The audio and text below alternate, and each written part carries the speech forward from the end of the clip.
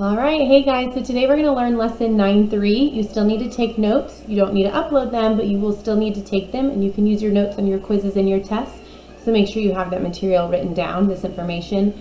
Happy birthday to Margot. Her birthday is tomorrow on Friday, so happy birthday. For tomorrow, Mr. Chine and I are available if you would like to meet and go over any material during that office hours time. Just please send us an email so we can set that up and get a Zoom set up. So again, just email us if you have questions or want to meet. We'll be available for you, but please schedule it, today. Send us an email so we can plan for that. We're learning lesson 3 today. Monday we'll review lessons 9.1, 9.2, and 9.3. And then Wednesday you will take your quiz over lessons 9.1, 9.2, 9.3. After the lesson today, you still need to take a homework check, so make sure that you complete that before midnight tonight. You should still complete it within our math class. You should have plenty of time to do that. All right, let's get started. Okay, so today we're talking about lesson 9.3, starts on page 425, and today is the 23rd. If you remember the song from yesterday, mean, the average, mode, most often, range, subtract the smallest from the largest, median, the middle number, when you line them up from the greatest to the least, cha-cha-cha. So remembering that song yesterday we just talked about the mean. Today we're adding in the mode, the range, and the median. All right, so those are our 3 topics that we're going to talk about today.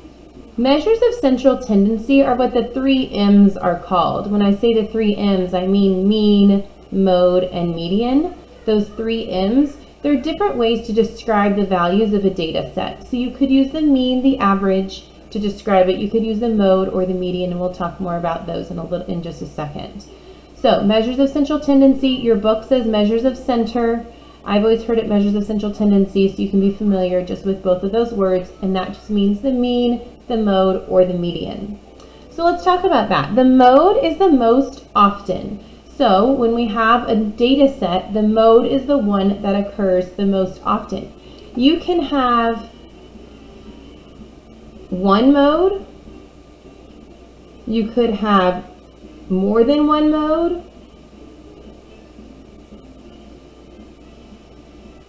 Or no mode. So let's look at some examples to find the mode of. Before we do that, the mode is also the only measure of central tendency that you can use when it's not numerical data. So it's the only one to use when it's not numbers. So good when data is not numerical.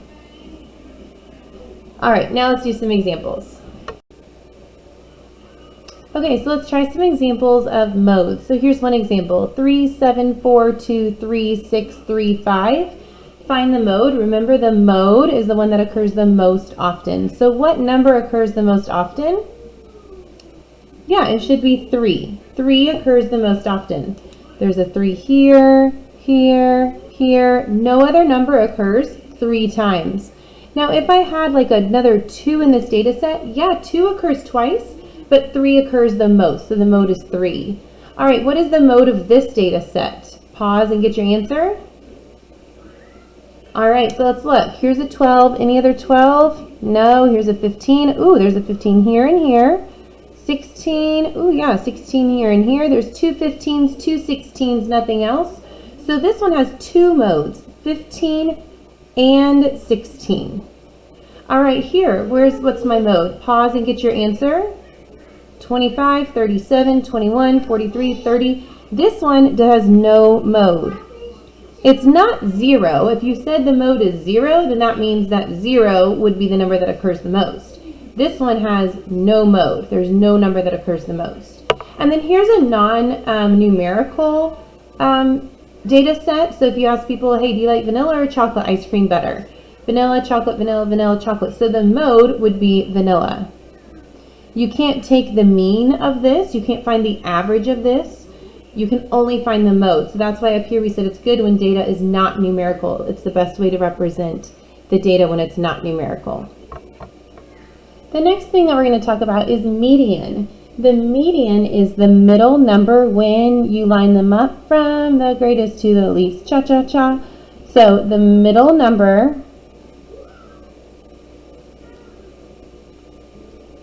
when you line them up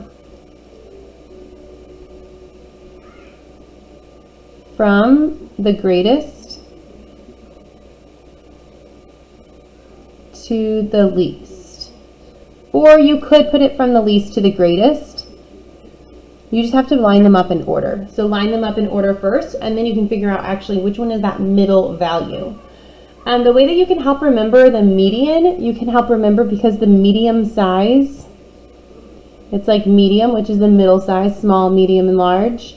Or the median is actually in the highway. The median is that middle section which divides the two ways of traffic. So you can remember the median on a highway. Median on a highway. HWY is abbreviation for highway. So median on a highway, or median sounds like medium, so it's the middle number, but you have to remember that you line them up from the least to the greatest or greatest to the least. So let's practice some examples finding the median. Okay, so let's practice finding the median. Your first step to find the median is to put them in order from greatest to least or least to greatest. It doesn't matter. Either way, you're going to get the same middle number. So here, let's put them in order from least to greatest, greatest to least.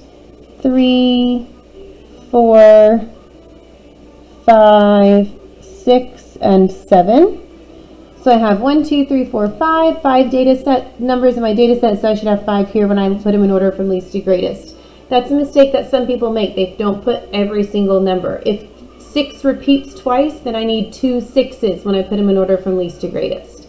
Now to find that middle number, this one you might be able to visualize it, but when you have really long numbers, a really long data set, you'll cross one out. So cross one out over here, cross one out over here, still not in the middle.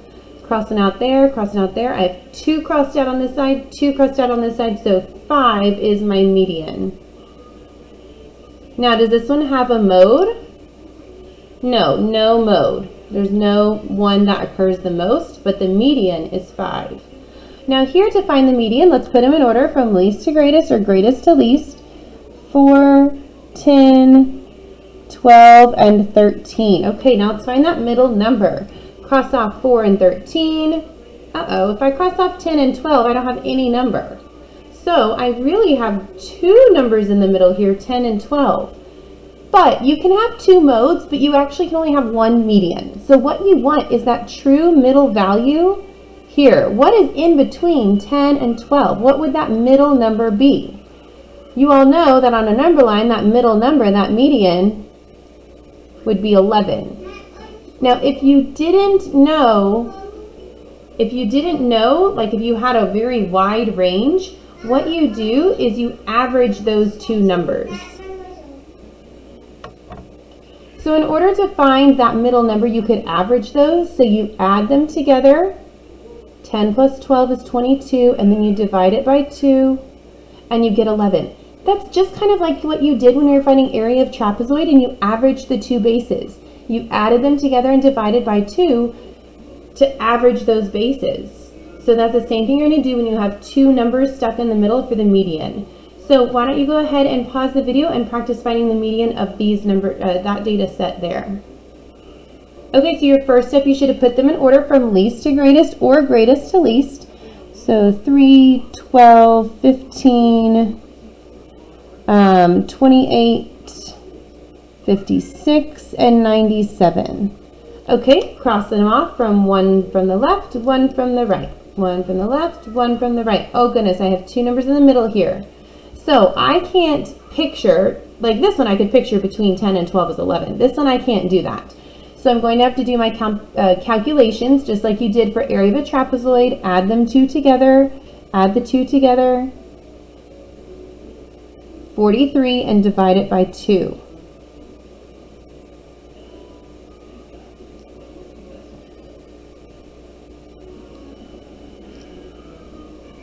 $21.5. So the median is 21.5. So you can have a number for your median that's in your data set, absolutely. But you could have one that's not in your data set.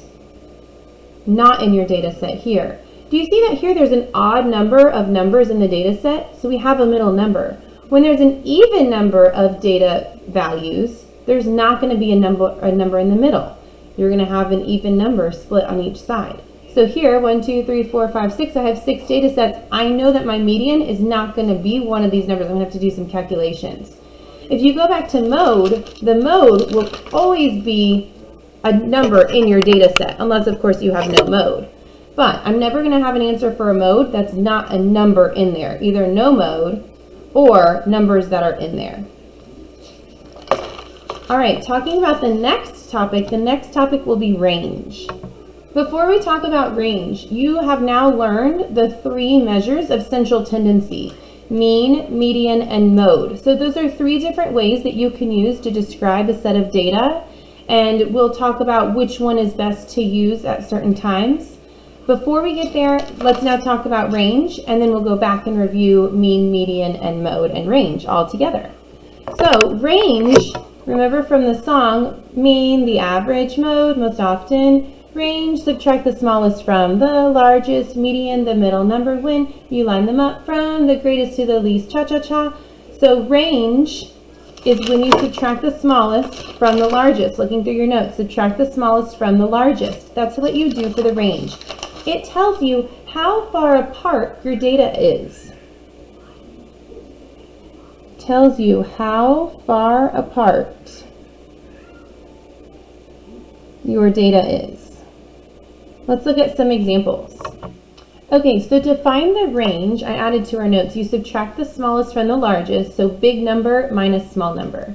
So here you're looking for the biggest number and the smallest number. I see the smallest number is 2, and I see the biggest number is 9. Okay, so you want to do the big number minus small number, subtract the smallest from the largest.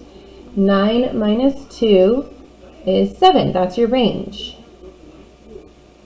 That tells you how far apart your data is. So if you were looking at this like on a dot plot, for example, your range, your data is not very spread out, right? It only goes from 2 to 9. It's not very spread out. Let's look at this example and finding the range of these numbers here. Where's the smallest number? Right now it looks like 12. Oh no, now it looks like 5. Okay, yeah. So 5 is the smallest. Let's find the largest. 40, no, 42, oh, 50, oh, now 70. 70 is the largest. So I'm going to do 70 minus 5 is 65. So that is my range. That tells me, hey, my data is super spread out, right? Like there's a difference of 65 between the smallest number and the largest number. Now the range is another data set, another a measure to use. That doesn't necessarily mean that that number is in your data set. 7 happens to be in my data set here, but 65 is not in my data set. So it just tells you how far apart your data is, how spread out your data is. Okay, so here are, say, some test scores, your math test scores throughout the year so far. A 95, 80, 85, 86, 89, 195. Now we can find the mean, median, mode, and range of this entire data set here. Mean, the average, mode, most often, range, subtract the smallest from the largest, median, the middle number when you line them up from the greatest to the least, cha-cha-cha. You will memorize that song. You will have it memorized. Hopefully you're singing along with me now. So let's go ahead and find the mean. That's a review from yesterday. To find the mean, you can go ahead if you would like to pause this video and try and find the mean, median, mode, and range all on your own, and then we can check back together. Okay, so to find the mean, you add all the numbers up. So let's do 95, 80, 85, 86, 89, 195. So we're going to add all these up. 5, 10, 15, 24, and 30.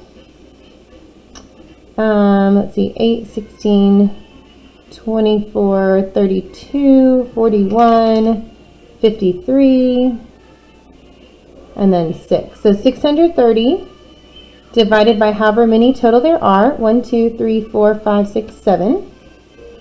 630 divided by 7 is 90. So your mean is 90. On the quiz of the test, this is the kind of work that you need to show. I need to see that you're actually Adding them up, not just using a calculator. I need to see that you're actually dividing, not just using a calculator. So it's really important that you show all your steps. So if you just have one little computation error here, adding them up, I can see that. I can see your error. I can help you understand what mistake maybe you made. You need to show your work.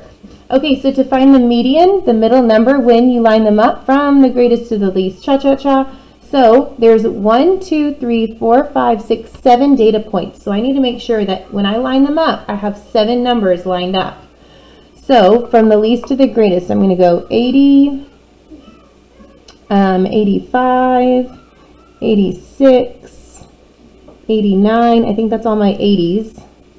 Now 90s, I have a 95, a 95, and a 100.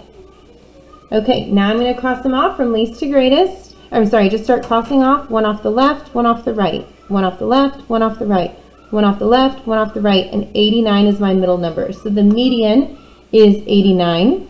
That's my middle number. And the mode, most often. So which one occurs the most? When I have them in order from least to greatest, it's kind of easier to see which one occurs the most often. And I can see that, hey, I have 2 95s here. So 95 is the mode that occurs the most often. And the range, remember you subtract the smallest from the largest. So it tells how far apart your data is. My data is 20 units apart. 100 minus 80 is 20. So that's your mean, median, mode, and range. Hopefully you're familiar and can calculate all of those. Now, if a teacher gave you the option, hey, you can have the mean, median, mode, or range as your actual course grade. In Schoology, in your grade book and in your classes, we take the mean, right? We take the average. We average everything. Some days you have highs, sometimes you have lows. We throw it all together. We get the mean. Every grade counts. However, you might say, which one would you want if you got to pick your grade?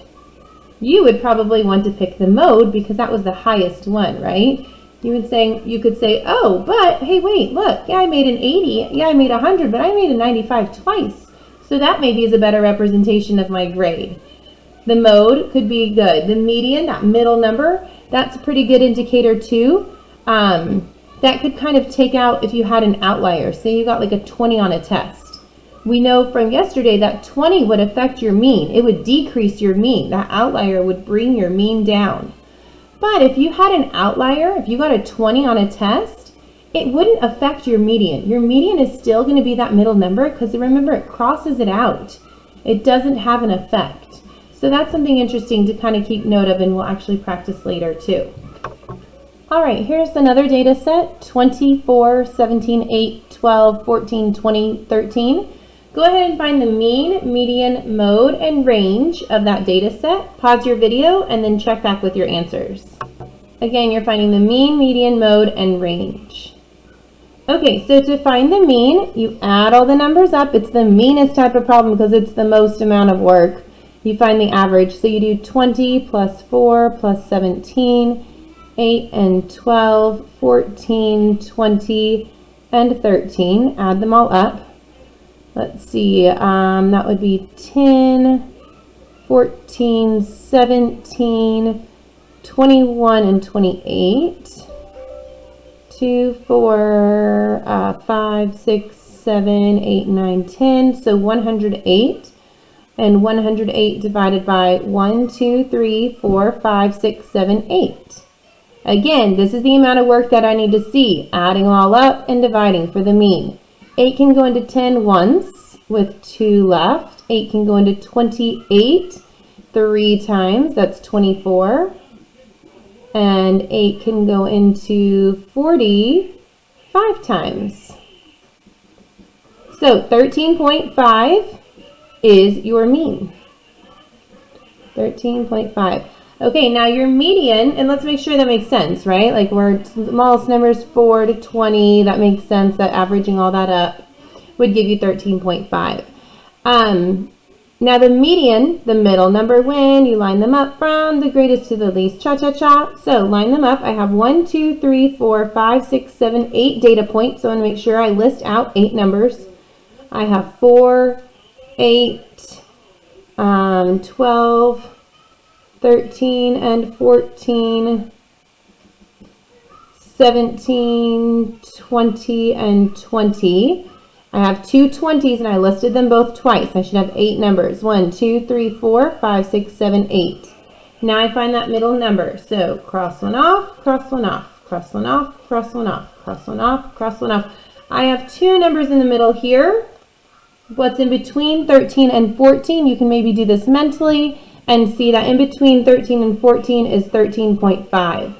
The mode is the most often, the number that occurs the most. When you put them in order from least to greatest, you can see that the number that occurs the most is 20. You have 2 20s. Now that's also your maximum value. That's your biggest value there, 20. It's the most, but it's also the maximum. Your range, subtract the smallest from the largest, so 20 minus 4 is 16. That's how you get your range. Again, all of this is the amount of work that I need to see. Some of you all struggled showing your work on the test last time. You've got to show us your calculations. Not just that you're using a calculator. You've got to work it out. If you're using a calculator, you're only cheating yourself for next year.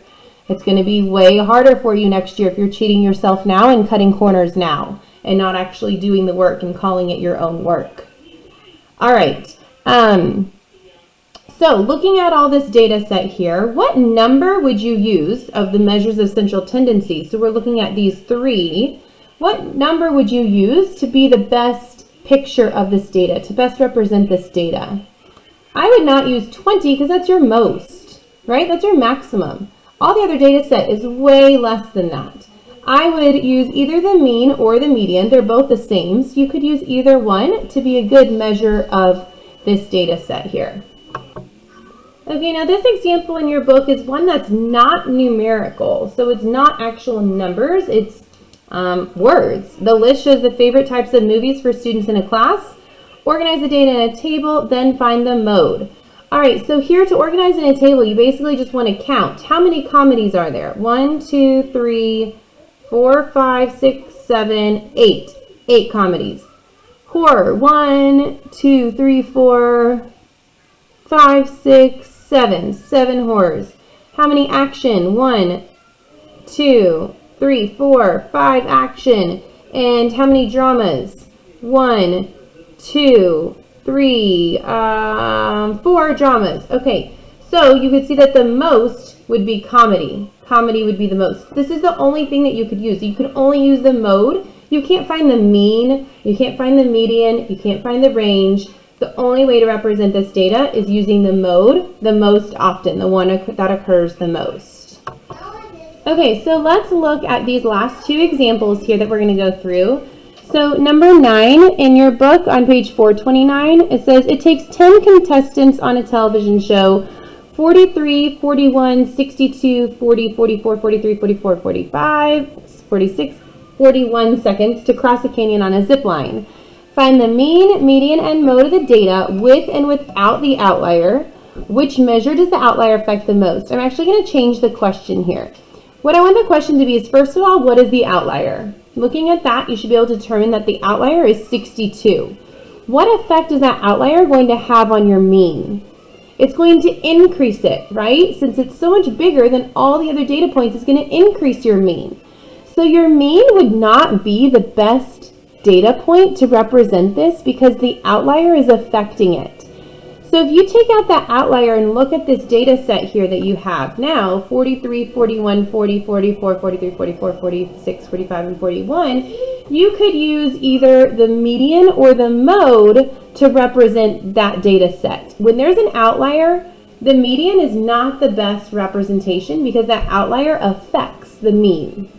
So looking down here at this example here, these are the weights of several great white sharks. Let's figure out which one, mean, median, mode, would be best used. Here are all their weights in pounds. Looking at the data set, I can see that I have an outlier here. So that means I do not want to use the mean because that outlier is going to affect the mean and increase it. So I would not want to use the mean. What I would want to use is either the mode or the median, and I would need to calculate in order to determine. I can see here the mode is 1700, and that looks like it's a pretty good number to picture between all those other ones. But whenever there's an outlier, you don't want to use the mean because that outlier, remember from yesterday, is going to either increase or decrease the mean. Okay guys, so at this point you can calculate the mean, which was a review from yesterday, the median, the mode, and the range, and you can complete that lesson 9.3 homework check and you're ready to go. Mr. Chine and I are available if you have any questions. Thank you.